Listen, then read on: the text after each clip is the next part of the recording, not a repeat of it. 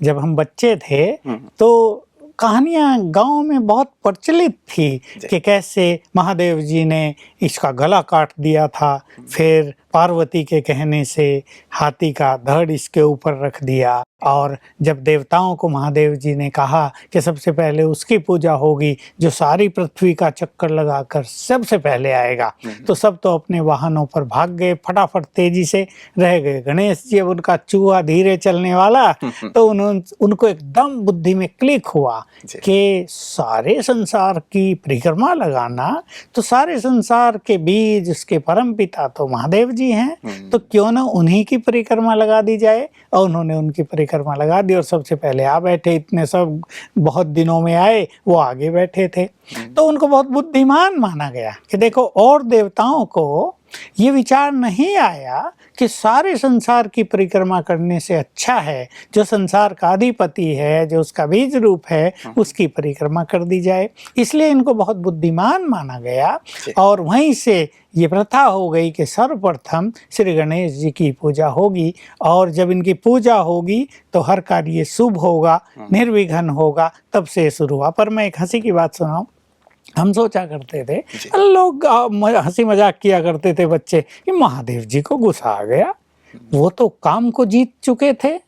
दिखाया कामारी उनका नाम है, काम को जीतने वाले। जो काम को जीत लेता है वो तो क्रोध को भी जीत लेता है। और भला भगवान को गुस्सा क्यों आएगा? भगवान को गुस्सा आ जाए तो संसार का क्या हाल हो जाएगा। फिर तो यहाँ वाले मनुष्यों को जो गुस्सा आता है वो भी कहेंगे महादेव जी को भी तो गुस्सा आता था। वही ये दिखाते हैं भ्राता जी की पार्वती जी ने स्नान करते समय जो उनके शरीर से मैल निकला, उससे ही इनका निर्माण किया, और उसके बाद इन्हें द्वार पे बिठा दिया कि देखो कोई अंदर ना आए, मैं स्नान कर रहे हूँ। उतने में ही शिव जी आ गए जिसकी चर्चा आप कर रहे हैं। गणेश जी को पता नहीं था ये मेरे पापा है, क्योंकि वो उसी समय उनकी उत्पत्ति हुई थी। वो मानसिक संतान थे ना, पार्वती की मानसिक संतान थे। इनके क्या क्या रहस्य हैं उस पर हम चर्चा करेंगे। तो हम हंसी मजाक किया करते थे कि महादेव जी को क्रोध आ गया, ये तो अच्छी बात नहीं लगती। फिर बच्चे का धड़ काट दिया, इतना क्रोध तो आज भी किसी को नहीं आता। और फिर उसके ऊपर हाथी के बच्चे का लगा, एक हाथी के बच्चे को मारा होगा। हम सोचा करते थे कि बच्चे का धड़ छोटा सा, हाथी के बच्चे का धड़ बहुत बड़ा, फिट कैसे हुआ होगा। है लोग कहते थे क्या सोच रहे हो, भगवान सब कुछ कर सकता है, फिट कर दिया उसने। तो हंसी मजाक हुआ करती थी। लेकिन जब ब्रह्मा कुमारी ईश्वरीय विश्वविद्यालय में आए तो इन सब के आध्यात्मिक रहस्यों का पता चला, और ये समझ में आया कि श्री गणेश जी की जो ये प्रतिमा बनाई है वास्तव में उसके बड़े आध्यात्मिक रहस्य हैं। और किसी समय इस सृष्टि पर ऐसी घटनाएं घटी जब भगवान ने आकर मनुष्य को सब कुछ दिया, उसकी यादगार में ये श्री गणेश जी की पूजा होती है। और इनको विघ्न विनाशक, सिद्धि विनायक, वास्तव में बुद्धिदाता, विद्यापति, क्योंकि सबसे अधिक बुद्धिमान है तो सबसे अधिक विद्या उनके ही पास होगी। तो बहुत सारे रहस्य समझ में आ गए। तो देखिए, पहले मैं लेता हूँ बिल्कुल प्रारंभ से के गला काटा, दूसरा रख दिया। तो भगवान जब इस धरा पर आते हैं, ये सारे जो त्योहार हैं, ये जो हमारी यादगारें बनी हुई हैं, ये जो हमारे भिन्न भिन्न देवी देवताओं की पूजा अर्चना होती है, चाहे वो देवियों की हो, शक्तियों की हो, चाहे गणेश जी की हो, चाहे हनुमान की हो, तो ये सब यादगारें, और ये सब कहाँ से शुरू हुई कि कलयुग के अंत में जब भगवान इस धरा पर आते हैं, हर कल्प में कलयुग के अंत में वो आते हैं, तो पहले आकर देते हैं सत्य ज्ञान, और सत्य ज्ञान के द्वारा मनुष्य को पतित से पावन बनाते हैं। राजयोग सिखा देते हैं कि मेरे से अपना बुद्धि योग कैसे लगाओ, और राजयोग के बल से सभी विकारों को समाप्त करा देते हैं। तो उसमें एक विशेष बात है कि देखिए, मनुष्य के जीवन में विघ्न तो आते ही हैं, लेकिन विघ्नों को जन्म देने वाला है मनुष्य का अभिमान। अधिकतर विघ्न यहाँ से शुरू होते हैं, विकारों से शुरू होते हैं। कोई क्रोध से भी शुरू होता है, कहीं काम से होता है, कहीं इच्छाओं से होता है, कहीं मोह से होता है।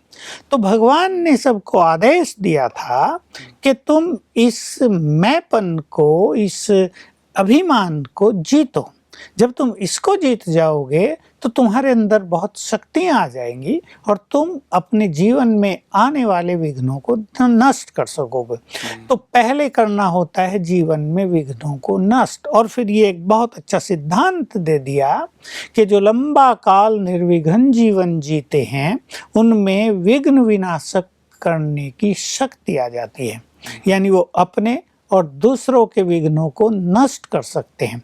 तो ऐसी आत्माएं जिन्होंने अपने अहम को जीता, यानी अहम का सिर काट दिया, अहम होता है बुद्धि में, तो ये सिर काट दिया और हाथी का दिखाया माना बहुत बुद्धिमान, जिसके पास डिवाइन बुद्धि है, दिव्य बुद्धि है। तो अहम जब मनुष्य का नष्ट हो जाता है तो उसकी बुद्धि बहुत दिव्य हो जाती है। इसका प्रतीक हाथी का सिर दिखा दिया है।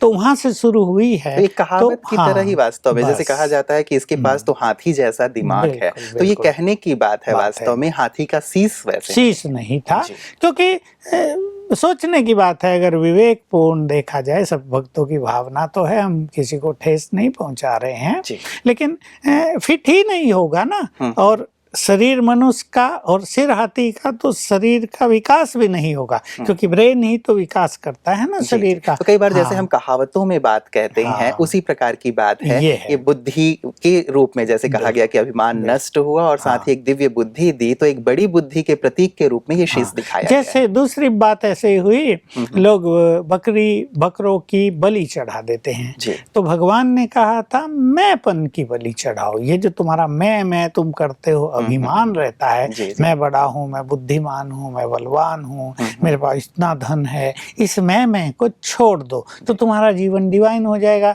तो भक्तों से मैं तो छोड़ा नहीं गया, तो जो मैं करती है बकरी, उस बेचारे की बलि चढ़ा दी गई। तो ये ऐसे प्रतीक मात्र बन गए। तो गणेश जी अर्थात बहुत बुद्धिमान और विद्यापति माना उनके पास संपूर्ण ईश्वरीय ज्ञान था। ये आज की विद्या की बात नहीं। आज की शिक्षा को तो विद्या कहना भी बहुत, मतलब एक उसका जैसे यथार्थ अर्थ नहीं है, विद्या इसको नहीं कहा जा सकता। तीनों कालों का ज्ञान, आत्मा का ज्ञान, परमात्मा का ज्ञान, कर्मों की गुह्य गति का ज्ञान, मुक्ति और जीवन मुक्ति का ज्ञान, माया का ज्ञान, ये सब ज्ञान जिसके पास होता है वही संपूर्ण ज्ञानी है, उसी को विद्वान कहेगा, वही विद्यापति है। क्योंकि संपूर्ण विद्या को उन्होंने अपने जीवन में धारण कर लिया था। तो इसी की यादगार में द्वापर युग से भक्ति में श्री गणेश जी की पूजा होने लगी थी, क्योंकि जो सबसे बुद्धिमान है, जो विघ्न विनाशक है, और अगर सबसे पहले उसकी मान्यता होगी, उसकी पूजा होगी, तो संपूर्ण कार्य जो है निर्विघ्न पूरा। इसीलिए कोई भी कार्य प्रारंभ करने से पूर्व आज भी भ्राता जी, चाहे वो धार्मिक अनुष्ठान हो, चाहे अन्य कार्यों को हम प्रारंभ करें, लेकिन स्तुति श्री गणेश जी की ही की जाती है। बिल्कुल, इसके पीछे यही रहस्य है कि उससे सब कुछ शुभ शुभ होता जाएगा। और देखिए, एक बहुत सुंदर रहस्य ये है कि कोई भी कार्य करने से पहले जो हमारे विचार होते हैं मन में, जो हमारी मनोस्थिति होती है, देखिए हमारे मन में सुंदर विचार हैं, हमारी मनोस्थिति बहुत दिव्य है, शांत है, सबके लिए प्रेम और शुभ भावनाओं से भरी है, तो हमारे इन संकल्पों का, हमारी मनोस्थिति का पूरा प्रभाव सारे कर्म पर पड़ेगा। मान लो एक व्यक्ति कर्म कर रहा है, जैसे शास्त्रों में, पुराणों में दिखाया है कि अंगद भी यज्ञ कर रहा था, लेकिन संकल्प थे बुरे, लक्ष्य था राम की सेना को नष्ट करना। तो यज्ञ पवित्र चीज है, लेकिन लक्ष्य गलत है। असुर लोग भी यज्ञ करते थे किसी गलत कार्य के लिए, किसी गलत कार्य की सिद्धि के लिए, तो उसका प्रभाव पूरे कर्म पर रहता है।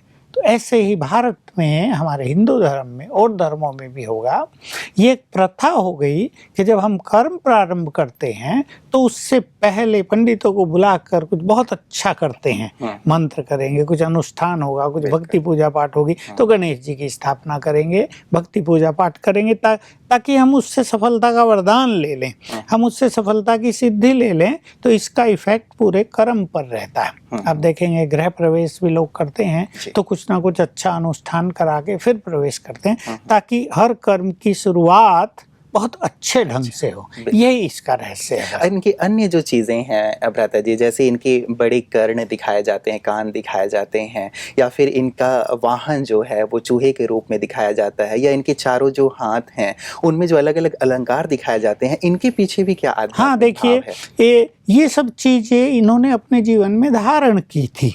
जो संपूर्ण धारणाएं थी उसका प्रतीक श्री गणेश जी है। कान बड़े होना, तो यानी श्रवण शक्ति बहुत अच्छी, इसका अर्थ होता है एकाग्रता बहुत अच्छी, ग्रहण शक्ति बहुत अच्छी थी। हाथी के लिए भी यही दिखाया है, उसकी ग्रहण शक्ति, उसकी जो परख शक्ति है बहुत ही जोरदार है, तो वही दिखा दिया है। अच्छा, बड़ा पेट दिखाया है, कहा जाता है ना भाई इसके पेट में तो बात पचती नहीं है, तो भोजन भी पेट में ही पचता है, तो बड़ा पेट दिखा दिया जो सब बातों को अपने अंदर समा ले, उनकी चर्चा ना करें, उन्हें फैलाएं नहीं, उन्हें बढ़ाएं नहीं, सब कुछ समा के चले, क्योंकि जो व्यक्ति समाना जानता है वो बहुत महान होता है। जैसे एक छोटा सा उदाहरण दे, समाना किसको कहते हैं? एक माँ है और एक बच्ची है। बच्ची ने कुछ गलती कराई, वो गलती करके घर में आई, माँ को पता चला, तो माँ जो है अपने पति को भी नहीं बताएगी, उसके भाइयों को भी नहीं बताएगी, बाहर तो बिल्कुल नहीं बताएगी। इसको कहते हैं समा लिया। और देखिए वही गलती कोई और की लड़की करके आए तो माताएं फैलाना अपना कर्तव्य समझती हैं। तो गणेश जी अर्थात वो महान आत्मा जिसमें सब कुछ समाने की शक्ति थी। किसी ने बुरे वचन भी बोले, समा लिया, नो इफेक्ट। कहीं हार हुई, कहीं अपमान हुआ, कहीं असफलता हुई, सब समा के अपनी मनोस्थिति को बिल्कुल स्थिर रखा। रही बात चूहे की, देखिए सोचने की बात है कि गणेश जी इतने बड़े और चूहा बहुत छोटा सा, वो तो बैठते ही वैसे ही मर जाएगा बेचारा, चूहे का क्या हाल होगा। तो ये भी प्रतीक मात्र है कि श्री गणेश जी ने माया को संपूर्ण रूप से जीत लिया था। जो कुबुद्धि है, कुतर कुतर करता है ना, देखो चूहा कहीं भी कुतर देता है, उसको पता नहीं बुरी चीज हो क्या है, वो सब चीजें कुतर। उसको तो कुतरने से काम। कोई व्यक्ति सोया तो उसका अंगूठा ही काटेगा और नहीं तो ये जो माया है इसको उन्होंने अपने वश कर लिया, यानी वो सवार हो गए इस पे। माया उनको कोई असर नहीं करती थी। चारों हाथ में भी उनके बहुत अच्छे अच्छे अलंकार हैं, लड्डू भी दिखाते हैं गणेश जी का, तो लड्डू यानी बहुत स्वीट हो गए। हाथ भी ऐसे देने की मुद्रा, वरदहस्त देते, सदा देने वाले, लेने की कोई इच्छा नहीं, अपनी सभी इच्छाओं को समाप्त कर दिया और केवल संसार को देने वाली महान आत्मा की वो यादगार है। ऐसे ही कुल्हाड़ी काट दिया बुराइयों को, बुरे संस्कारों को, पाप कर्मों को, सबका समन कर दिया, और रस्सी अपने को बांधा था कुछ सिद्धांतों में, कुछ अच्छे नियमों में, कुछ मर्यादाओं में, ताकि हमेशा पुण्य कर्म हो, हमेशा पवित्र आत्मा की चमक चेहरे पर रहे, दिव्यता रहे जीवन में। तो ये चारों अलंकार भी उसकी यादगार है। बहुत सुंदर आपने जो भी इनके अलंकार हैं उनके स्वरूपों को स्पष्ट किया है। हम विशेष करके गणपति जी को सिद्धि विनायक भी कहते हैं कि जब भी हम इनके समीप जाते हैं, इनकी पूजा अर्चना करते हैं, तो कई बार लक्ष्य भी होता है कि हमें कुछ विशेष प्रकार की सिद्धि प्राप्त हो। तो सिद्धि विनायक कहने का भाव क्या है, और यदि हमें कोई सिद्धि प्राप्त करनी हो तो हम क्या करें? हाँ, ये बहुत अच्छी बात है। और मुझे एक बात और याद आ रही, हमारे पास पीछे मुंबई के एक सेशन जज आए, उन्होंने कहा मैं एक प्रश्न बहुत विद्वानों से पूछ रहा हूँ लेकिन कोई मुझे उसका यथार्थ उत्तर नहीं देता। मैंने कहा पूछो भाई, हम कोशिश करेंगे, देखो आपका क्या प्रश्न है, वो तो इस पे डिपेंड करता है। उसने कहा गणेश जी तो एक हैं, फिर ये अष्टविनायक क्यों दिखाए जाते हैं? बात तो हमने पहली बार ये प्रश्न सुना था। अष्टविनायक की पूजा होती है तो इसके पीछे भी एक बहुत सुंदर रहस्य और सिद्धिदाता हैं वो। तीन उनकी विशेषताएं हो गई, वो विघ्न विनाशक, सिद्धि विनायक और विद्यापति। इन तीनों पर हम थोड़ी थोड़ी चर्चा करेंगे। तो इस समय भी भगवान आकर हमें सत्य ज्ञान दे रहे हैं, अपनी शक्तियां दे रहे हैं, वरदान दे रहे हैं, और कई आत्माएं उनसे विघ्न विनाशक का वरदान ले लेती हैं और उन्हें वो वरदान देते हैं कि तुम समस्त विश्व के विघ्नों को नष्ट करो, जिस पर भी तुम्हारी दृष्टि पड़े उसके विघ्न नष्ट हो जाएं। जिसके सिर पर तुम हाथ रख दो उसके विघ्न नष्ट हो जाएं। जिसके लिए तुम मन में संकल्प कर लो या मुख से बोल दो उसके विघ्न नष्ट हो जाएं। सिद्धि लोग पाते हैं लेकिन ये सब अल्पकाल की सिद्धि है। सिद्धि का यहाँ सीधा सा अर्थ होगा सफलता, हर कार्य में सफलता। कोई एग्जाम दे रहे हैं, जो मन चाही इच्छा है इतने मार्क्स आने चाहिए, जो एक्सपेक्टेशंस है वो पूर्ण हो। कोई कार्य किए जा रहा है उसमें सफलता हो। सफलता का ही दूसरा नाम सिद्धि है। बाकी सबसे बड़ी सिद्धि संकल्प की सिद्धि है कि हम जो सोचें वो हो जाए। दूसरी सिद्धि वाक सिद्धि कहलाती है, जो हम बोलें वही सत्य हो जाए। बाकी छोटी छोटी सिद्धियां संसार में बहुत हैं, बड़ी बड़ी सिद्धियां भी हैं। आकाश गमन सिद्धि, जल गमन सिद्धि, बड़े को छोटा रूप बनाने की, छोटे को बड़ा रूप बदलने की सिद्धि, ये सब बहुत सिद्धियां होती हैं। लेकिन हम बात करेंगे पहले विघ्न विनाशक की। तो मैं कह रहा था कि भगवान इस धरा पर आए और हम सबको वरदान दे रहे हैं। देखिए, श्री गणेश भी शिव के पुत्र और हम सब भी तो उसी के पुत्र हैं ना। तो हमें भी वो शक्ति देते हैं विघ्नों को नष्ट करने की। हमारा अब कर्तव्य है कि हम अपने अंदर छुपी हुई शक्ति को पहचानें। देखिए, विघ्न को हम स्थापित करेंगे। लोग स्थापित करते हैं, भाई मेरे पास ये विघ्न है जीवन में, हे श्री गणेश जी मैं आपकी स्थापना करता हूँ, ये मेरा विघ्न नष्ट हो जाए। और नष्ट होते भी हैं। अगर नष्ट न होते तो लोग स्थापना न करते। और आजकल क्योंकि समस्याएं बहुत बढ़ती जा रही हैं, इसलिए श्री गणेश जी का महत्व बहुत बढ़ जाता है। तो हम भी अपनी शक्तियों को पहचानें। देखिए, वहाँ तो एक विघ्न नष्ट हो गया, अब साल पड़ा है अगली गणेश चतुर्थी आने में, तब तक न जाने कितने विघ्न और आएंगे।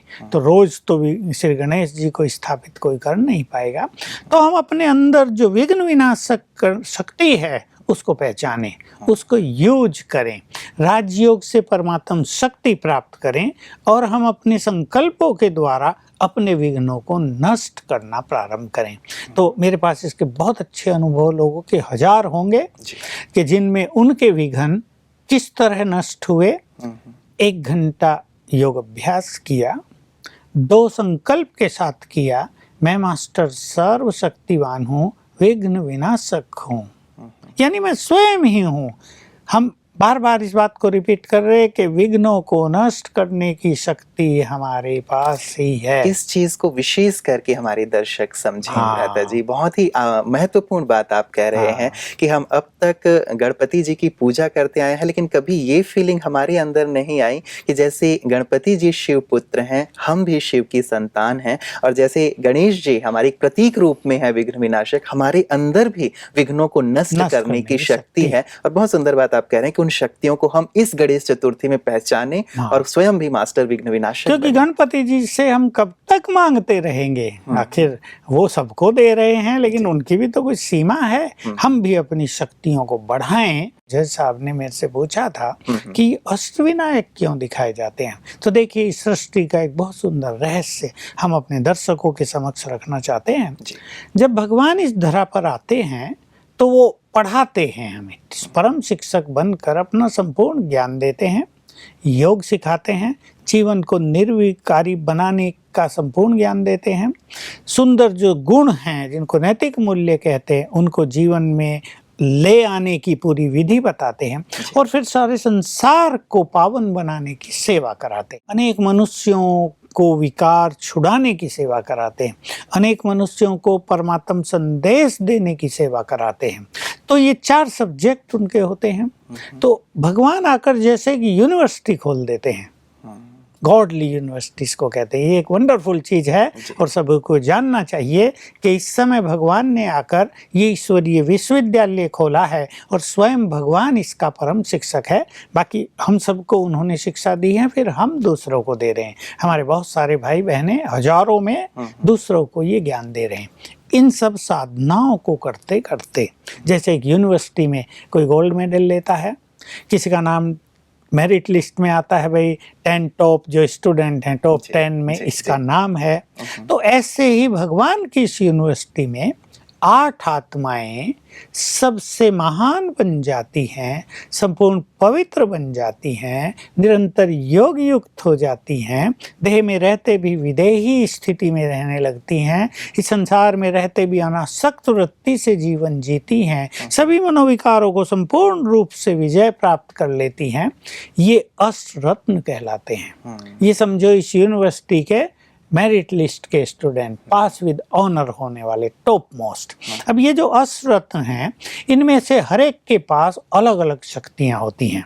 यूं तो सारी शक्तियां सबके पास होती हैं, लेकिन कोई बीमारियों के विघ्न को नष्ट करेगा, कोई भूत प्रेतों के विघ्नों को नष्ट करेगा, तो कोई और काम धंधों में विघ्न आ गए उनको नष्ट करेगा, कोई चलते चलते परिवार पर विघ्न आ गए उसको नष्ट करेगा, तंत्र मंत्र ब्लैक मैजिक के विघ्न आ गए कोई उसको नष्ट करेगा, किसी के काम धंधों में अचानक असफलता होने लगी, एक्सीडेंट्स होने लगे, जो काम करें सोना भी मिट्टी बनने लगा, ऐसे विघ्न आ गए कोई उसको नष्ट करेगा। तो 8 रत्न, 8 ये महान आत्माएं अलग अलग तरह के विघ्नों को नष्ट करती हैं। इसलिए अष्ट विनायक हो गए ये 8 महान आत्माएं, यानी 8 गणेश। तो लोग एक ही गणेश को मानते हैं। तो ये गणेश एक प्रतीक है जिनके अंदर ये शक्तियां आ गई थी विघ्नों को नष्ट करने की। और जैसे हमने कहा कि जो संपूर्ण योग युक्त हो जाते हैं, जिनके पास संपूर्ण पवित्रता आ जाती है, उनके पास संकल्पों की सिद्धि भी आ जाती है, उनकी दृष्टि में भी बहुत पावर आ जाती है, और उनके पास संपूर्ण ज्ञान होने के कारण वो संपूर्ण विद्या के मालिक अर्थात विद्यापति भी बन जाते हैं।